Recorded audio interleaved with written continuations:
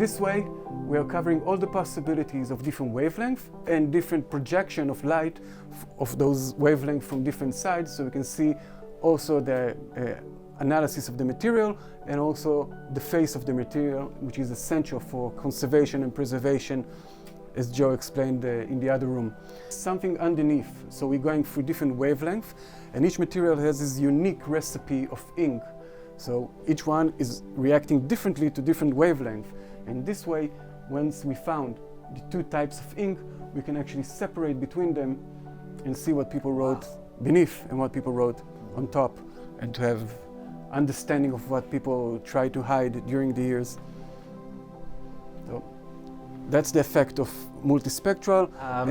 Trust me when I tell you that anyone who reads modern Hebrew can read this, which was written 2,000 years ago. And there's something powerful to that. And I can tell you that because when I first started here, I brought my two children, my two youngest children at the time, who were 8, and I brought them here, and my predecessor in this position brought them one of the sheets of the book of Psalms, of the Psalm scroll, and she asked them to read, and as 8-year-old Israelis, after about 30 seconds, they were able to read the text, okay? Because it's the same square Hebrew that we use today was being used 2,000 years ago in the Second Temple period. There's one word here that my 8-year-old children couldn't read, but that as archaeologists we can read, and it is written in Paleo Hebrew, and you can see it here. It's a 4-letter word, and it repeats itself several times, here and here and here and here and here. Can anyone guess what this 4-letter word may be? Yud Hei Vav Hei. Very good. Yud Hei Vav Hei, the Tetragrammaton, or the name of God.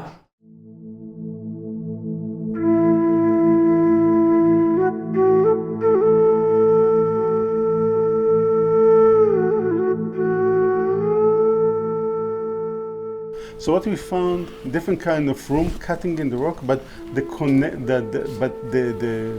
complex here started from this wall all the way to that wall there. And if you're going from there down, you're in the Gihon spring. So all this complex, it's above the Gihon spring.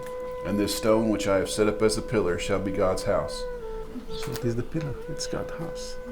So how I worshiping God with the pillar. Before, what he did, he anointed, he put olive on the top of the stone. So he anointed the house of God. For what we have the olive press, the small olive press here, to make holy olive oil, for what he needed to worshiping God. Very, very important finding. I think one of the most important findings that I found, and I found a lot in the city of David, in my excavation, but this is one of the most important findings. The question always, when you're dealing with the finding, where are you in the time? Where are you in the time, and how you understand where are you? So what I'm saying, when the temple of King Solomon was on Mount Moriah, this was already using. I dating this by finding that we found here to the Middle Bronze period. Later they did carbon 14 dating, and they get the same period. So this is the pottery from the Middle Bronze period. Middle Bronze period, this is the time of who? The time of Abraham, Isaac, Melchizedek. And this is the question that says, okay, if we have here a place that we can say this is the house of God, and we're dating that to this time,